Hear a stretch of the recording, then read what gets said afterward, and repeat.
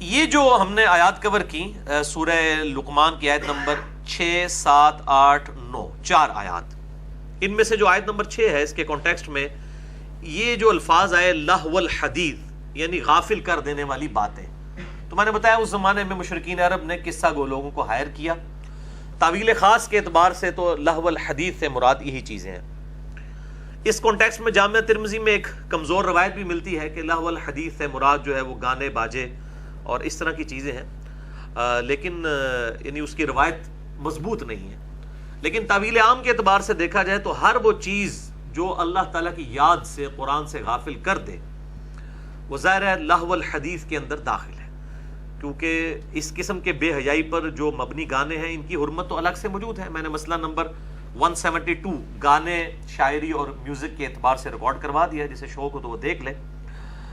جو اچھی شاعری ہے اس کو تو اسلام میں اپریشیٹ کیا گیا ہے. بخاری مسلم کے حوالے سے میں نے احادیث پیش کی تھی کہ نبی صلی اللہ علیہ وآلہ وسلم نے ایک مجلس میں 100 سے زیادہ اشعار سنے، آپ پسند بھی فرماتے تھے. بلکہ آپ صلی اللہ علیہ وآلہ وسلم بسا اوقات جو مختلف عرب کے شعراء کے کلام تھے وہ آپ صلی اللہ علیہ وآلہ وسلم کو بعض شعر زبانی بھی یاد تھے اور آپ سنایا بھی کرتے تھے. لیکن جو بری شاعری ہے اسے سورہ الشعراء کے اندر اور بخاری اور مسلم کی کئی احادیث کے اندر کنڈیم کیا گیا ہے. مسئلہ نمبر 172 میں نے اس کے اوپر ڈسکشن کی تھی، آج میں اس ڈیٹیل میں نہیں جاؤں گا. آج میں اسی کانٹیکسٹ میں اس کرٹیکل ایشو کو ایڈریس کروں گا جو آج کل ہمارے معاشرے میں بڑا عام ہوا ہے، ڈائس کے اعتبار سے، یہ لوڈو کے اعتبار سے، اور کیرم بورڈ، تاش، شطرنج، یہ جو انڈور گیمیں ہماری یعنی ایک سمجھ لیں کلچر کے اندر موجود ہیں. اور اب تو اینڈرائڈ ایپس بھی آ چکی ہیں ان کی، آج کل تو لوگ اسمارٹ فون کے اوپر ہی گیمیں کھیلتے ہیں. تو ان کے حوالے سے ایکسٹریم رویے پائے جاتے ہیں ہمارے علماء کے ہاں بھی اور جو لبرلز ہیں ان کے ہاں بھی، دونوں ایکسٹریمز کے اوپر ہیں. تو میں چاہ رہا ہوں تھوڑی سی گفتگو اس حوالے سے کر دوں، کیونکہ اکثر لوگ اس حوالے سے پوچھتے بھی رہتے ہیں. لہذا انصاف کا تقاضا ہے کہ یہ لہو الحدیث کے کانٹیکسٹ میں ہم ان چیزوں کو بھی ڈسکس کریں. اس حوالے سے صحیح مسلم میں ایک حدیث ہے انٹرنیشنل نمبر کے مطابق 5896 اور مشکات میں بھی موجود ہے 4560. یہ جو میں نے نمبر بتایا ہے مسلم کا، یہ 5896 انٹرنیشنل نمبر ہے. اگر وہ فواد عبد الباقی والی ترکیب میں دیکھا جائے تو اس کا نمبر ہے 2260-10. لیکن یہ کانٹینیوس نمبرنگ جو ہے وہ اینڈرائڈ ایپ اسلام 360 کے اندر آپ کو یہ دونوں نمبرنگ مل جائیں گی. کانٹینیوس جو ہے یہ زیادہ بہتر ہے، اسی کے مطابق عموماً اب کتابیں شائع بھی ہو رہی ہیں. دارالاسلام والوں نے دونوں نمبرنگ ایڈ کی ہوئی ہیں. بہرحال مسلم 5896 اور مشکات انسائکلوپیڈیا آف حدیث ہے، اس میں یہ 4500 آپ کو حدیث نمبر مل جائے گی کہ آپ صلی اللہ علیہ وآلہ وسلم نے فرمایا جو شخص نرد کھیلتا ہے تو وہ ایسا ہے گویا کہ اس نے خنزیر کے گوشت اور خون میں اپنے ہاتھوں کو لت پت کر لیا. یعنی جو ایک اللہ تعالیٰ کی طرف سے نجس جانور ہے، پلید ہے، اس کے گوشت اور خون کے اندر اگر کوئی اپنے ہاتھوں کو آپ سمجھ لیں دھونا شروع کر دے تو اس کے مترادف ہے نرد کھیلنا. اب یہ نرد کا لفظ تو موجود تھا، انگلش میں اس کا ترجمہ کر دیا گیا ڈائس، اور پھر اندھے نو کے چاہیے 2 آنکھاں، اندھے کو کیا چاہیے 2 آنکھیں. علماء نے کہا جی وہ ڈائس کا لفظ موجود ہے لہذا لوڈو حرام ہو گئی، کیرم بورڈ حرام ہو گیا، شطرنج حرام ہو گئی، تاش حرام. انہوں نے کہا جی جو چیز اس کے قریب بھی آئے گی نا ہم اس پہ، کیونکہ ہم حرام کہنے پہ زیادہ یعنی خوشی محسوس کرتے ہیں تاکہ لوگوں کے اندر ذرا اس قسم کا تجسس پیدا ہو جائے. حالانکہ اگر آپ عربی ڈکشنری اٹھائیں المنجد تو اس میں آپ کو نرد کا جو ترجمہ ملے گا، اس کی ڈیٹیل جو ملے گی وہ یہ ہے کہ یہ فارسی بادشاہوں کا کھیل تھا جس کی بساط جو ہے وہ کھجور کے پتوں کے ساتھ بنائی جاتی تھی، اور یہ بھی ایک طرح کی ایک انڈور گیم تھی. وہ لوڈو نہیں تھی، نہ اس وقت کوئی لوڈو موجود تھی، بل ایک طرح کی گیم تھی. اور یہ فارسی جو یعنی جو پرشین امپائر کے جو لوگ تھے، کسرا کے بادشاہ کے انڈر جو لوگ تھے، وہ لوگ یہ گیم کھیلا کرتے تھے. اور ظاہر ہے اس کے اندر امپلائڈ ہے کہ وہ جوا وغیرہ اور اس طرح کی غیر اخلاقی حرکات بھی اس کے اندر شامل ہوا کرتی تھی.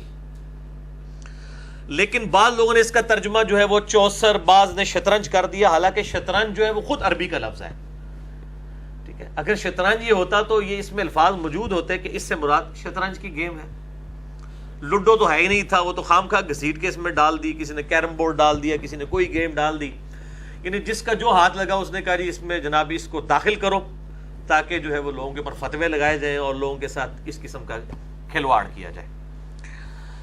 شطرنج کے حوالے سے الگ سے حدیثیں موجود ہیں, لیکن میں نے جتنی تحقیق کی ہے ان میں سے کوئی ایک حدیث بھی ایسی نہیں ہے جو اصول محدثین کے اوپر صحت کے درجے تک پہنچتی ہو کہ شطرنج کو فی نفس ہی گیم کے طور پر کنڈیم کیا گیا ہو. باقی رہا کہ جی وہ اس کی جو استعمال ہوتی ہیں گاٹیاں وغیرہ, تو وہ جی اس میں وہ شیر بھی ہوتے ہیں, مختلف چیزیں ہوتی ہیں, وہ تو بس کھلونے کے طور پہ, وہ تو بخاری مسلم میں حدیث ہے. اما عائشہ بھی گڑیوں کے ساتھ کھیلا کرتی تھی, وہ کوئی تعظیم کے لیے وہ نہیں ہوتے, نہ وہ کوئی بت کی کیٹیگری میں فال کرتی ہیں اس طرح کی چیزیں, نہ ان کے اوپر آپ کوئی اس قسم کا حکم لگا سکتے ہیں. تو یہ تو یعنی غیر علمی باتیں ہیں, یہ تو اس قابل بھی نہیں کہ ان کو ایڈریس کیا جائے. شطرنج کے حوالے سے جو سب سے مضبوط ایک دلائل میں دلیل پیش کی جاتی ہے, جو امام ابن تیمیہ المتوفا 728 ہجری اور آج کے دور میں چند ان کے جو فالوور ہیں سلفی علماء, انہوں نے اس کی بنیاد کے اوپر یہ ہنگامہ کھڑا کیا, وہ سیدنا مولا علی رضی اللہ تعالیٰ عنہ علیہ السلام کا قول وہ پیش کرتے ہیں شعب الایمان امام البیہقی کی کتاب سے, اور مشکات میں بھی حدیث موجود ہے انٹرنیشنل نمبر کے مطابق 4510 کہ مولا علی رضی اللہ تعالیٰ عنہ علیہ السلام کہتے ہیں کہ شطرنج جو ہے وہ اجمیوں کا جوا ہے. یعنی جس طرح اسلام نے جوئے کو حرام کیا ہے تو اجمی عربیوں کے اگینسٹ اجمیوں کی یہ ایک جوئے کی گیم ہے. حالانکہ یہ روایت بالکل منقطع روایت ہے, بالکل کمزور روایت ہے. شیخ زبیر صاحب نے بھی تحقیم کے دوران مشکات المصابیح کے اندر لکھا ہے یہ روایت بالکل کمزور ہے, اور منقطع اس لیے ہے کہ امام محمد بن علی بن حسین الباقر نے ڈائریکٹ مولا علی سے یہ حدیث روایت کی ہے, اور امام باقر کی ملاقات مولا علی سے ثابت نہیں ہے. امام باقر جو ہیں وہ بیٹے ہیں امام علی ابن حسین کے, یعنی امام زین العابدین کے, اور امام زین العابدین بیٹے ہیں سیدنا حسین ابن علی کے, اور حسین ابن علی مولا علی رضی اللہ تعالیٰ عنہ وعلیہم السلام اجمعین کے بیٹے ہیں. تو امام باقر کی ملاقات تو دور کی بات ہے, امام زین العابدین علی ابن حسین کی بھی ملاقات مولا علی سے ثابت نہیں ہے. چاہے کہ ان کے بیٹے کی ثابت ہو, ان کو بھی ہم تابعین میں شمار کرتے ہیں. امام زین العابدین کو المتوفا 95 ہجری, امام باقر 114 ہجری میں فوت ہوئے, اور امام جعفر ان کے جو بیٹے تھے 148 ہجری میں. تو امام باقر نے ڈائریکٹ مولا علی سے یہ روایت کی ہے, اور بیچ میں واسطے انہوں نے مینشن نہیں کیے. تو اس طرح کی جب روایتیں ہوں گی وہ منقطع ہوتی ہیں, وہ سند ہی مکمل نہیں ہے, لہٰذا یہ روایت جو ہے مولا علی کی طرف جو منسوب ایک موقوفاً روایت پیش کی جاتی تھی سلفی اہل حدیث علماء کی طرف سے, یہ روایت ہی بالکل مردود ہے. اور مشکات المصابیح میں انٹرنیشنل نمبر کے مطابق 4510 پہ یہی حدیث امام ولی الدین تبریزی نے لی ہے, اور اس پہ شیخ زبیر صاحب نے تحکیم لگا دی ہے کہ منقطع روایت ہے. اور اس کے علاوہ بھی اور روایتیں موجود ہیں, وہ بھی کمزور درجے کی ہیں. وہ کنٹینیوس 3 روایتیں ہیں مشکات کے اندر انٹرنیشنل نمبر کے مطابق 4510, 4511 اور 4512. یہ سب کی سب ہی مردود روایتیں ہیں. شطرنج کا نام مینشن کر کے کوئی ایک روایت بھی ایسی نہیں ہے جس میں شطرنج کو حرام قرار دیا گیا ہو. اور اگر ان کمزور روایتوں کو بھی کسی نے زبردستی ماننا ہے تو وہ زیادہ سے زیادہ اس بات پر محمول ہوں گی کہ جب ان گیمز انڈور گیمز کے ساتھ جوا لگایا جائے. یعنی اگر کہا جا رہا ہے مولا علی کی طرف کہ وہ اجمیوں کا جوا ہے, تو ظاہر ہے کہ جوا پھر کھیلا جاتا ہوگا نا اس کے اوپر, ادروائز خالی کھیلنے سے تو جوا نہیں ہو جاتا نا. تو کوئی بھی گیم فی نفسی ہی اس وقت تک حرام نہیں ہوتی جب تک کہ اس کے اوپر جوا نہ لگا دیا جائے یا وہ شرعی حدود کو پھلانگ نہ دے. اب کرکٹ ہے, وہ ساروں کے نزدیک ہی جائز ہے, لیکن کرکٹ کے اوپر جوا لگا ہوا ہوتا ہے. تو اگر جوا لگا کے کرکٹ بھی کھیلی جائے گی, یا ایون گھوڑ سواری بھی کی جائے گی, یا تلواروں اور نیزوں کا مقابلہ کیا جائے گا, مولویاں اس طرح کہنا انہوں نے سمجھ آ جائے, جو کہتے ہیں تلواروں اور اس کی تو پریکٹس آپ سے کرواتے تھے مسجد نبوی میں, بخاری مسلم میں حدیثیں موجود ہیں. میں کہتا ہوں وہ کام بھی اگر جوا لگا کے کیے جائیں گے نا, تو جو سنت کام بھی ہے وہ بھی حرام ہو جائیں گے.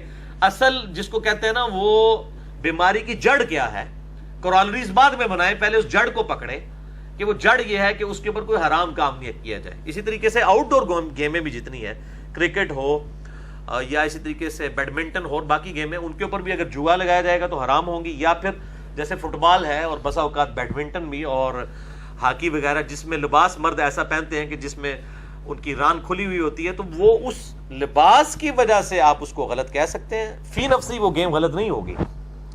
تو اگر کوئی اور شرعی پابندی نہ ہو تو اس طرح کی ساری چیزیں جو ہیں وہ پھر حلال ہوں گی۔ تو یہ انڈور گیمیں جتنی بھی ہیں، چاہے وہ شطرنج ہو، لوڈو ہو یا تاش ہو، اسی طریقے سے کیرم بورڈ ہو، ایون گھر میں سنوکر بھی کسی نے رکھی ہوئی ہے، اس کے اوپر کوئی گیم نہیں لگاتا۔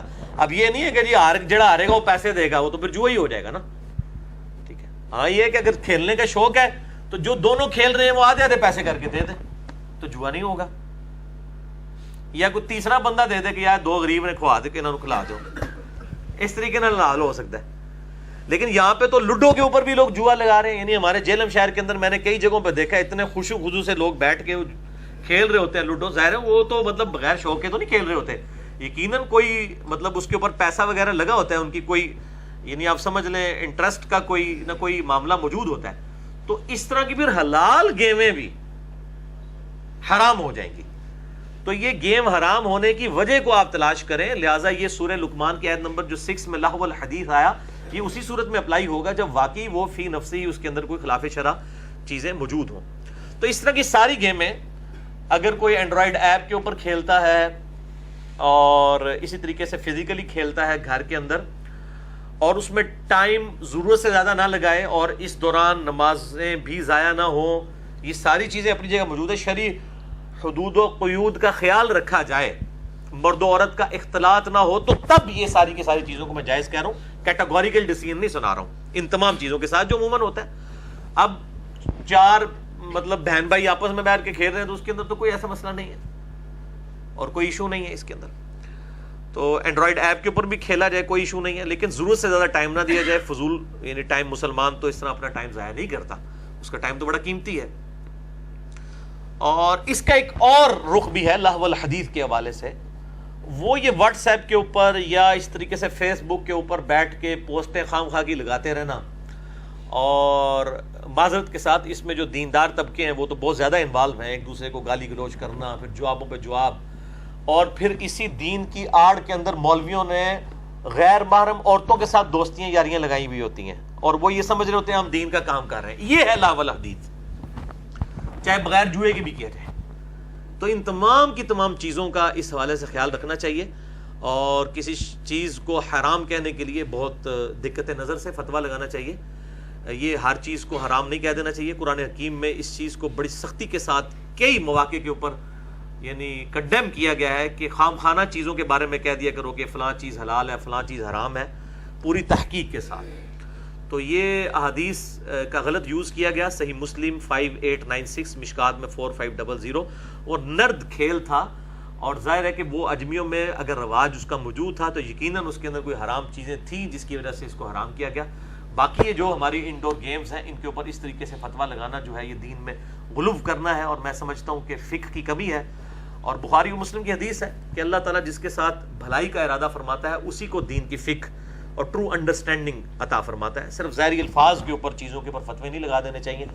اللہ تعالیٰ ہمیں جو ہے وہ صحیح معنوں میں کتاب و سنت کی تعلیمات کو صحیح فہم کے ساتھ سمجھ کر دوسرے بھائیوں تک پہنچانے کی توفیق عطا فرمائے، آمین۔